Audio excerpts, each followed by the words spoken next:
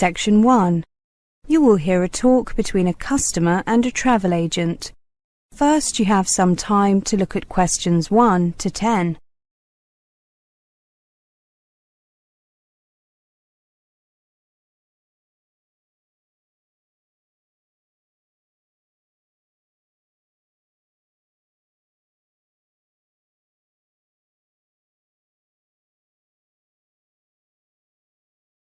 Now listen carefully and answer questions 1 to 10.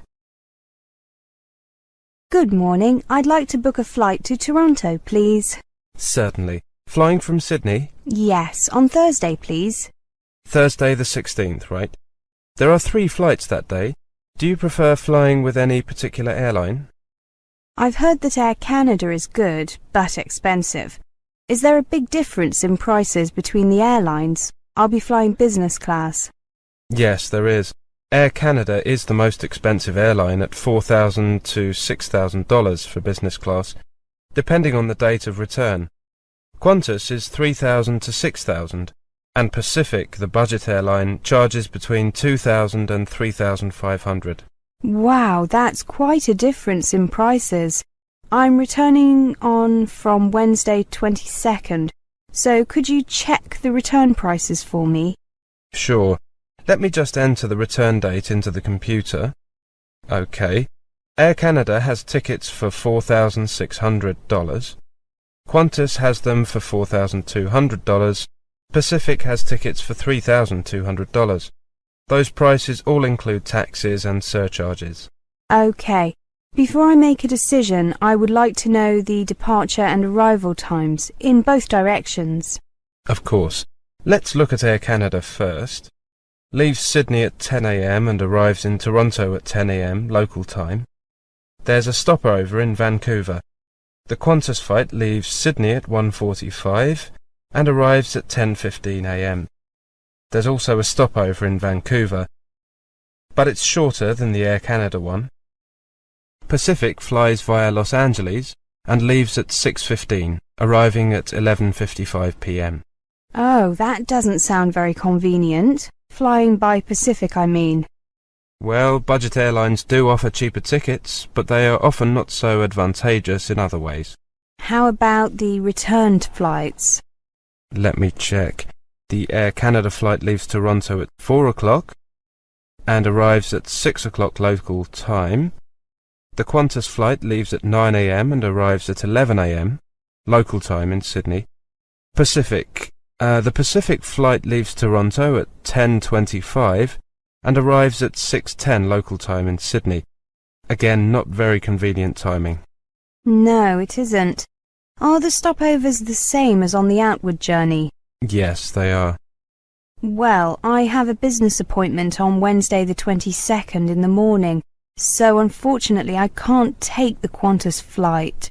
The Pacific flight times are too inconvenient, so I'll take the Air Canada flight, even though it's more expensive. Right, I'll book that for you, shall I? Do you have your passport with you? Yes, I do. Here you are. Thank you. I'll just enter your details. OK. Could you just check this printout? Make sure that I've spelt your name correctly and have written your passport number correctly too. Will you be paying by credit card? Yes, I have a company credit card. Here you are. Oh, my name is Reese with a C, not with an S. Oh, I'm sorry. I'll correct that. R-E-E-C-E. And my given names are hyphenated. Mary-Ann, with an E. Oh, you've got that. Sorry. OK. Mary-Ann. Joined together with a hyphen. Is the passport number OK? Yes. Could you give me an official invoice, please? I need it for my company. Certainly. Shall I use the company name as it appears on the credit card, ABC Stocks? Yes. OK, thank you. Could you sign here and here? Thank you. I'll just print out your ticket. Thank you. That is the end of section 1. You now have half a minute to check your answers.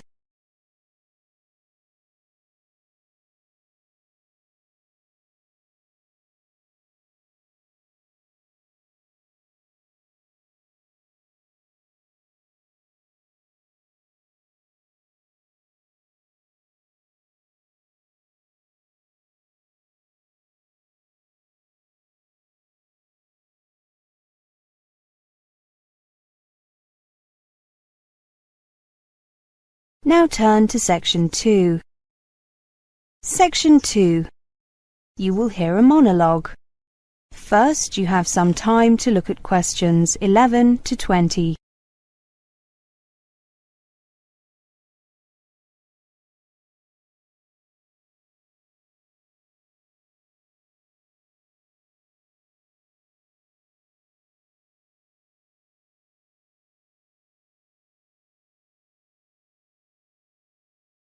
Now listen carefully and answer questions 11 to 20.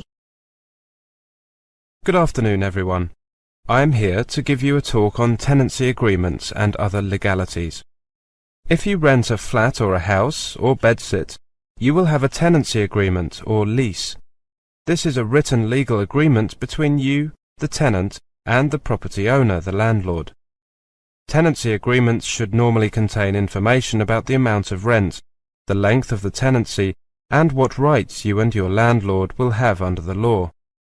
In most cases, you will have an assured short-hold tenancy, which means that your landlord cannot ask you to leave without a good reason during the first 6 months. Although these rights offer you some protection, it is still your responsibility to check the tenancy agreement thoroughly and make sure you agree with the terms. Do not sign the tenancy agreement if you do not know what all of it means. If you do not fully understand your rights, show your tenancy agreement to an advisor in the accommodation office or student welfare office at your university or college and ask for help.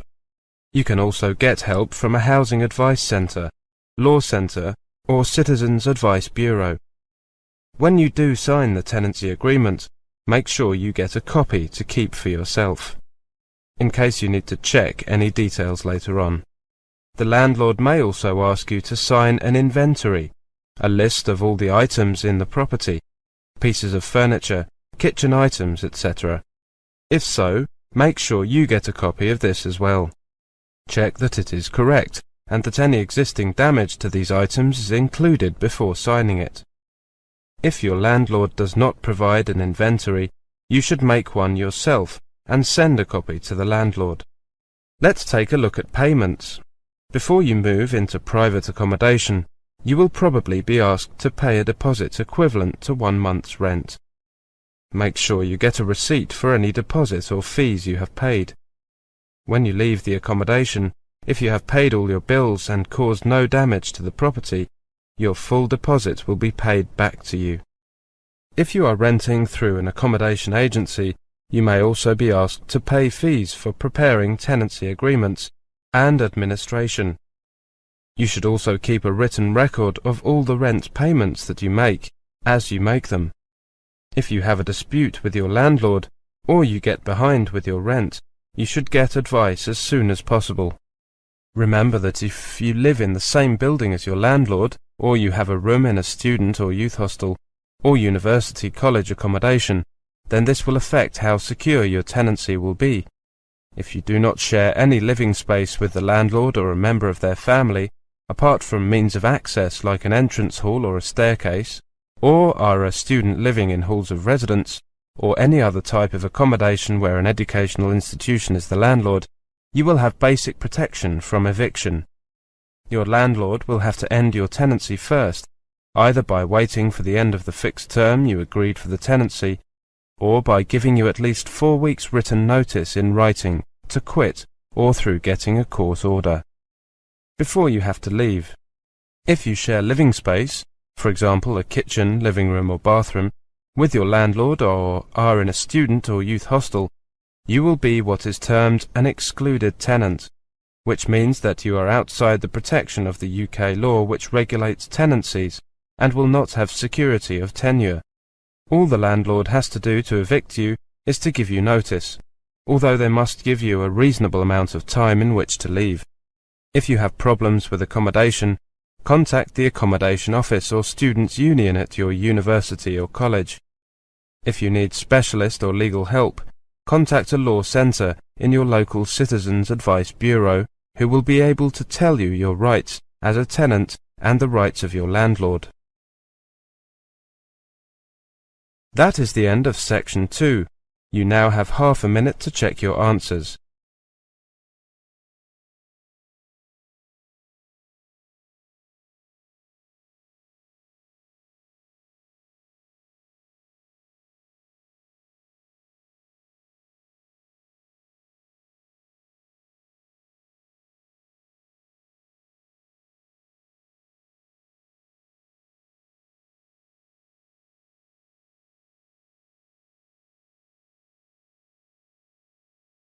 Now turn to section 3.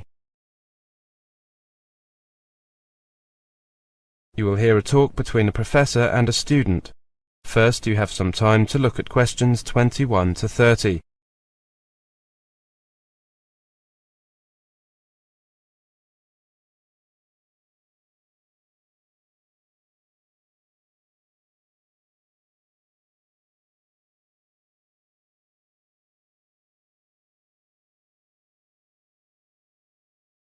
Now listen carefully and answer questions 21 to 30.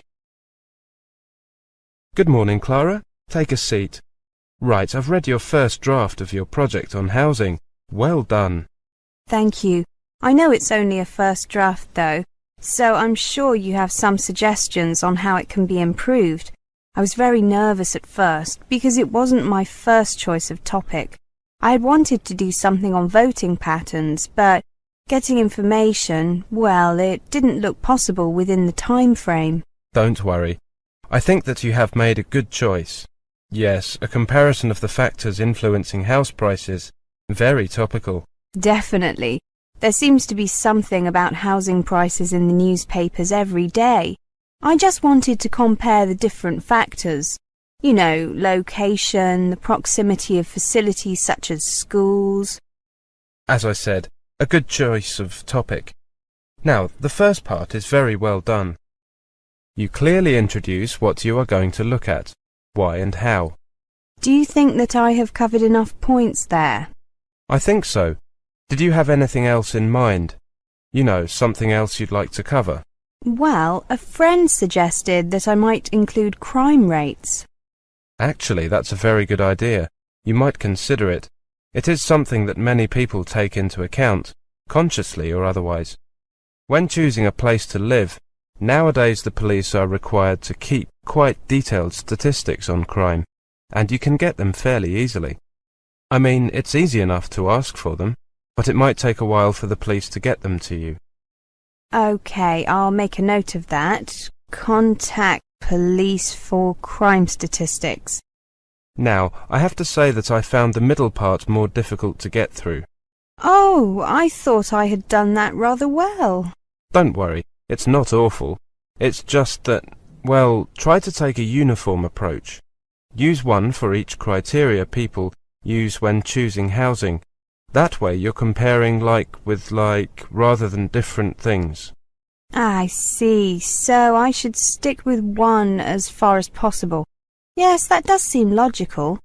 So I don't really need to get more data or write much more. Instead, I need to change. I've got it. It just makes it a lot easier to read. That's the main thing. Yes, of course. How about the conclusion? Based on the information you've provided, I think that you've done very well. You'll have to see if the new information you include changes your conclusion at all. It probably won't make a big difference, but you might see variations in some areas. OK. Do you think that I used appropriate headings, and is the bibliography OK? I know that a lot of professors look long and hard at that, whilst most students think it's unimportant. Yes, professors find the bibliography very useful. It tells us where you are getting your information from and whether those sources are appropriate. Your bibliography is fine, but you might consider changing the format. Here's a printout of the most widely accepted format. You can keep that. Thank you. And the headings? I made a few notes. Here are some suggestions. Don't feel that you have to use them. I won't be offended, but some of your headings are long-winded, whereas others are relatively short, as they should be. Thank you. I'll take a look at these later. How long did you work on the whole thing? Well, 2 months, perhaps on average of 3 hours a day. Not more than that. Probably, 150 hours? That's about what I would recommend. Anything less than 120 hours is going to be detrimental to the project. You'll probably need another 50 hours work on it in total. You've still got a month, so you should manage it easily. Yes, a couple of hours a day. Easy. I'd suggest that you come back to see me in, about, let's say, 3 weeks' time. Then you should be virtually finished, and I can have another look before you do your final proofreading, before handing it in. Okay, I'll see you after one of the seminars to make an appointment. Is that okay? Certainly. Thanks, Clara. Thank you, Professor. That is the end of section 3. You now have half a minute to check your answers.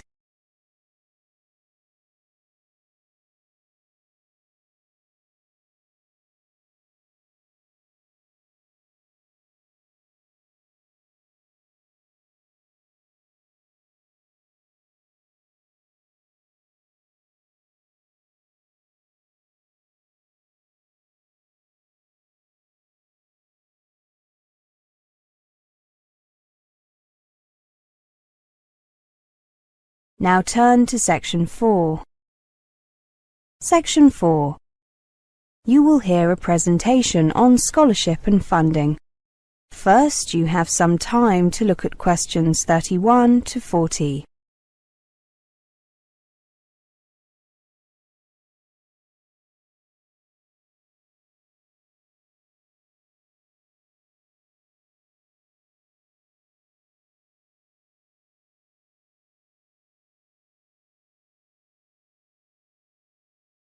Now listen carefully and answer questions 31 to 40.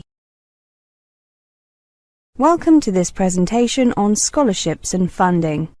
If you are hoping for help with funding your studies in the UK, you need to get working on this as soon as you can.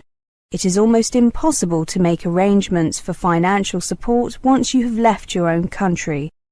Start by inquiring with your own Ministry of Education or Department of Education. Your local British Council office can provide details of awards available, including those offered by UK institutions themselves. You'll also find information and a scholarships database on their website. The main scholarship schemes available for international students include British Education Scholarships, Commonwealth Scholarships, Foreign Office Scholarships, and Overseas Students' Research Awards. British Education Scholarships are prestigious awards, enabling talented international students to study in the UK at postgraduate level. Only students studying for at least one academic year are eligible. About 2,000 new scholarships are currently awarded each year, and there are plans to expand the programme further. There are 3 types of scholarship. The first is a full award, where all the fees, a living allowance, and travel to and from the UK are paid for. Then there is a fees-only award, where all or part of the fees are paid. Finally, there is a partial award, where a combination of the fees and the allowances are paid. The value of the scholarship will vary, depending on the type of the award, the length of the course, and the country from which the student comes. But it is up to a maximum of £20,000. Contact the British Council or the British Embassy in your own country for details. You must be resident in your home country when you apply.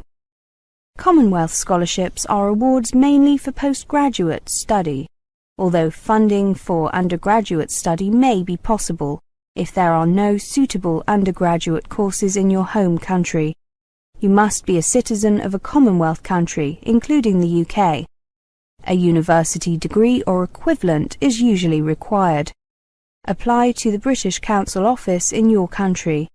You must be resident in your own country when you apply. About 3,000 of these scholarships are awarded each year, and their value ranges from £5,000 to £15,000. Foreign Office scholarships are a joint initiative by the Foreign Office and certain UK higher education institutions. The awards are normally given for taught postgraduate courses. In rare cases, an award may be made for undergraduate study if the course is not available at an institution in your home country. They are funded by the Foreign Office and participating UK higher education institutions. You must normally be under 35 years of age. You must be resident in a developing country, and you must not be currently employed by your government or by an international organisation. You should be planning to study a subject related to development and be fluent in English. Apply directly to one of the participating institutions. You can ask for a list of participating institutions from the British Embassy in your country or your local British Council office. Only about 500 of these awards are made each year, and their value ranges from £7,000 to £12,000. Overseas Students' Research Awards are awards for full-time postgraduate study for a period of 1 year. They make up the difference between home and overseas students' fees. They are funded by the Ministry of Education. You must be a postgraduate research student at a publicly funded higher education institution in the UK. You will need to demonstrate academic merit and research potential. Application forms are available from UK higher education institutions, so contact the one where you want to study. For further information, contact the OSRA office via their website, www.osra.org. Actually, you can email them at osra@osra.org. On average, 1,000 of these scholarships are awarded each year, and the maximum amount is £25,000 per scholarship. That is the end of Section 4.